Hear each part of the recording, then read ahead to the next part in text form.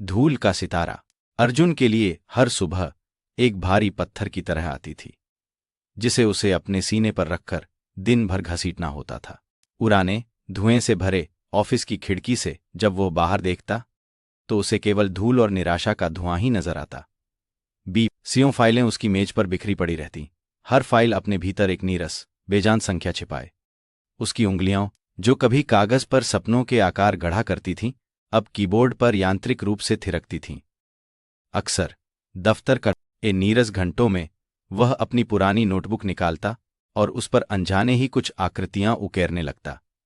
कोई गहरी नद, कोई उदास चेहरा या फिर कोई अछूता पहाड़।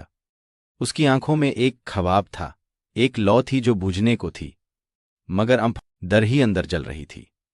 उसकी आत्मा किसी और ही दुनिया के लिए तड़पती थी, किसी ऐसी जगह जहां रंग, आकार और भावन आएं सांस लेती हों। लेकिन यह दुनिया, यह उसकी रोजमर्रा की हकीकत उसे अपनी बेड़ियों में कसकर जकड़े हुए थी। एक दोपहर जब फाइलों का बोझ उसकी रूह पर असहनीय हो गया, अर्जुन ने शहर की पुरानी गलियों में यूं ही भटकन का फैसला किया। ये वो गलियां थीं जहां समय ठहर सा गया था, जहां आधुनिकता की चमक फीकी पड़ जाती थी और इतिहास की गंध हवा में घुली होती थी। संकरी गलियों में रंग बिरंगी दुकानें, मसालों की तेज खुशबू और ठेले वालों का शोर उसे और भी अकेला महसूस करवा रहा था। उसकी नजरें जमीन पर थीं, जैसे वह अपने ही विचारों की धूल में कुछ तलाश रहा हो। तभी एक खंडहरनुमा दीवार पर उगी बेलों के बीच एक पुराना, हाथ से लिखा हुआ लकड़ी का बोर्ड उसकी आंखों में अटक गया। उस पर बड़े सलीके से मगर फीके पड़ चुके रंगों में लिखा था, दादा मुनि की मूर्तिकला, मिट्टी में जीवन। एक अजीब सी उत्सुकता ने उसके मन में हलचल मचा दी। उस भीड़ भरी गली में जहां हर चीज बेचे और खरीदी जा रही थी, यह बोर्ड एक शांत निमंत्रण जैसा लगा। बोर्ड के पीछे एक छोटी सी गली थी और उसके अंत में एक और भी पुरानी, धूल भरी दुकान। जैसे ही अर्जुन ने ईज पार की, समय सचमुच ठहर गया। बाहर के शोर से पूरी तरह अलग यह एक शांति का द्वीप था। दुकान के अंदर मिट्टी की सौंधी खुशबू हवा में घुली थी और कोने में एक वृद्ध पुरुष, दादा मुनि, शांत मुद्रा में बैठे थे। उनके चेहरे पर जीवन के अनुभवों की गहरी लकीरें थीं और उनकी सफेद दाढ़ी उनकी छाती पर फैली थी। उनके हाथ दशकों के काम से गठीले हो गए थे, एक मिट्टी की प्रतिमा को बड़े प्रेम से आकार दे रहे थे। वह प्रतिमा अधूरी होते हुए भी किसी गहरे विचार को दर्शा रही थी। दादा मुनि की आंखों में एक अजीब सी चमक थी, जो मिट्टी के हर कण में जीवन खोजने की कहानी कहती थी। दीवारों पर, अलमारियों में और जमीन पर हर जगह अधूरी और पूरी, छोटी और बड़ी मिट्टी की मूर्तियां बिखरी थीं, मानो वे सब दादा मुनि के मौन विचारों की प्रतिध्वनि हों। अर्जुन कुछ पल के लिए दरवाजे पर ही खड़ा रहा, भीतर जाने या वापस लौटने के द्वंद्व में फंसा। तभी दादा मुनि ने अपनी नजरें उठाईं और सीधे अर्जुन की आंखों में देखा। उनकी दृष्टि इतनी गहरी थी कि अर्जुन का वो लगा जैसे वे उसकी आत्मा को पढ़ रहे हों। दादा मुनि के चेहरे पर एक हल्की, रहस्यमयी मुस्कान तैर गई। आओ बेटा, उन्होंने अपनी गहरी, मृदु आवाज में कहा। लगता है मिट्टी ने तुम्हें पुकारा है। अर्जुन हिचकिचाता हुआ भीतर आया। उसके भीतर एक अजीब सा डर था, एक संकोच कि कहीं यह शांति भंग न हो जाए। उसने चारों ओर देखा, हर मूर्ति, हर उपकरण, जैसे उसे कोई कहानी सुना रहा हो। दादा मुनि ने उसे एक पुरानी लकड़ी की चौकी पर बैठने का इशारा किया। उनके बीच कोई संवाद नहीं हुआ, बस एक मौन समझ, एक अनदेखा पुल बन गया। अर्जुन को लगा जैसे बरसों से वह इसी जगह की तलाश में था, इसी व्यक्ति की प्रतीक्षा कर रहा था।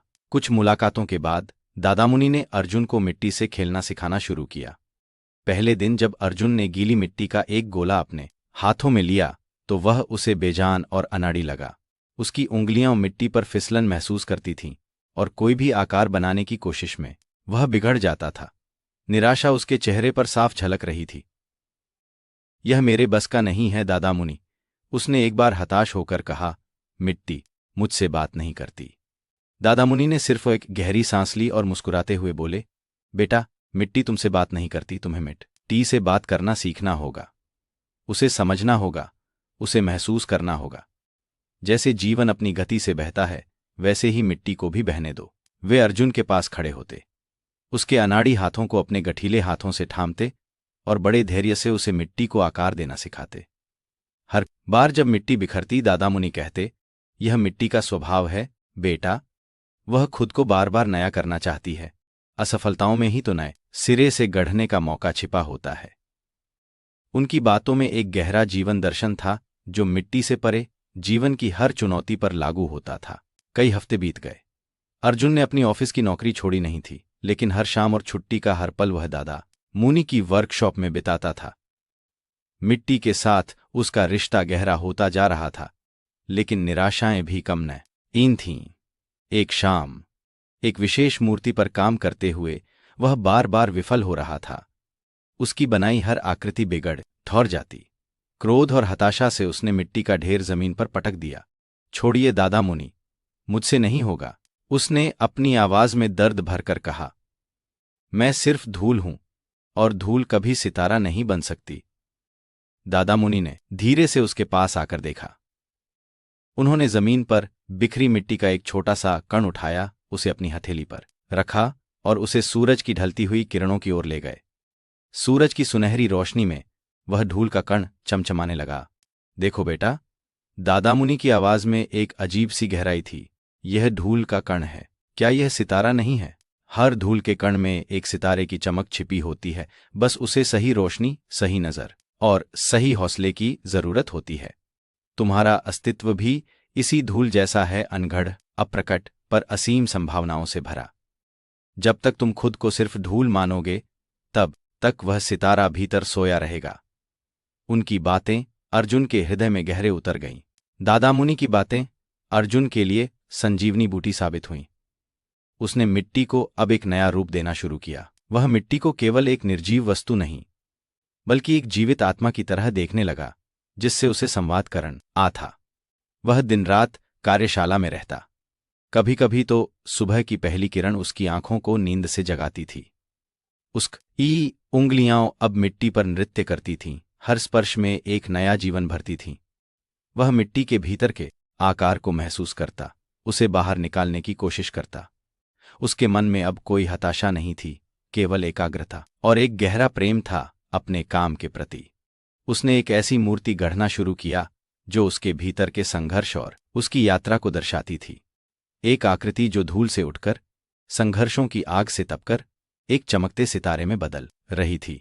उसके चेहरे पर अब एक अजीब सी शांति थी, एक आत्मविश्वास की चमक जो पहले कभी नहीं देखी गई थी। एक सुबह जब आसमान की पहली लाली वर्कशॉप की खिड़की से झोंक रही थी, अर्जुन ने अपनी आखिरी छीनी चलाई।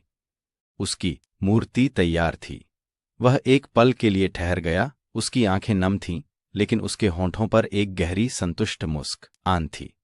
उसने अपने हाथों से नहीं, बल्कि अपनी आत्मा से इस मूर्ति को गढ़ा था। यह सिर्फ मिट्टी की बनी आकृति नहीं थी, यह उसकी खुद की कहानी थी। उसके भीतर के धूल के सितारे का प्रकटीकरण था।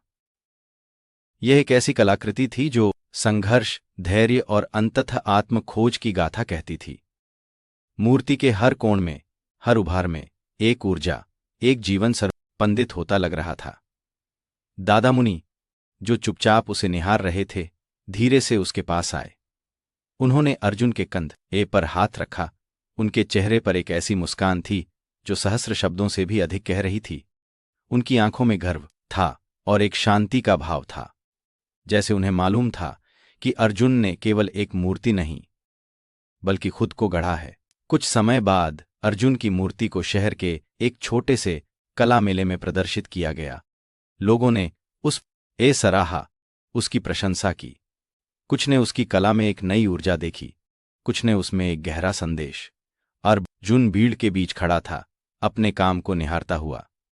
यह प्रशंसा उसे अच्छी लग रही थी, लेकिन उसके भीतर जो सबसे बड़ी जीत का एहसास था, वह किसी बाहरी तालियों पर निर्भर नहीं था। यह उसकी खुद की त्राह थी, धूल से सितारा बनने की। दादा मुनि भी वहां मौजूद थे, एक कोने में बैठे। अर्जुन को लोगों से ये बात करते, अपनी कला के बारे में समझाते हुए देख रहे थे। उनकी आंखों में एक संतुष्टि थी, जैसे एक माली ने एक छोटे से बीज को एक विशाल वृक्ष में बदलते देखा हो। अर्जुन जानता था कि यह केवल एक मूर्ति नहीं है, यह उसकी आत्मा का प्रतीक है, जिसने हार नहीं मानी और अपने भीतर की चमक को पहचान लिया। सालों बाद अर्जुन अब एक सफल मूर्तिकार था। उसकी अपनी वर्कशॉप थी जहां युवा कलाकार उससे सीखने आते थे। वह अब किसी ऑफिस की धूल भरी खिड़की से नहीं झांकता था, बल्कि उसकी वर्कशॉप की बड़ी खिड़की से सूरज की सुनहरी किरणें सीधे उसकी मूर्तियों पर पड़ती थीं। उसकी उंगल यां अब मिट्टी को और भी गहरे अर्थ देती थीं। वह अक्सर दादामुनि के शब्दों को याद करता था, हर धूल के कण में एक सितारे की चमक छिपी होती है। उसने सीखा था कि सच्चा सौंदर्य बाहरी रूप में नहीं, बल्कि भीतर की हिम्मत, लगन और खुद को पहचानने में है। एक शाम अपनी वर्कशॉप में बैठे हुए उसने अपने हाथ में गीली मिट्टी का एक छोटा सा गोला उठाया। वह उसे बड़े प्यार से सहलाने लगा, जैसे किसी पुराने दोस्त को छू रहा हो। बाहर क्षितिज पर सूरज ढल रहा था और उसकी सुनहरी रोशनी में मिट्टी का वह छोटा सा गोला उसकी हथेली में एक चमकते सितारे जैसा लग रहा था। अर्जुन ने एक गहरी सांस ली। उसके होंठों पर वही शांत, आत्मविश्वास भरी मुस्कान थी। वह जान गया था कि जीवन का सबसे बड़ा शिल्प खुद को गढ़ना ही है, और हर इंसान अपने भीतर एक ढूल का सितारा लिए घूमता है, बस उसे पहचानने और चमकाने की देर है। आपको ये कहानी कैसी लगी? हमें कमेंट्स में बताएं और चैनल को सब्सक्राइब करना न भूलें।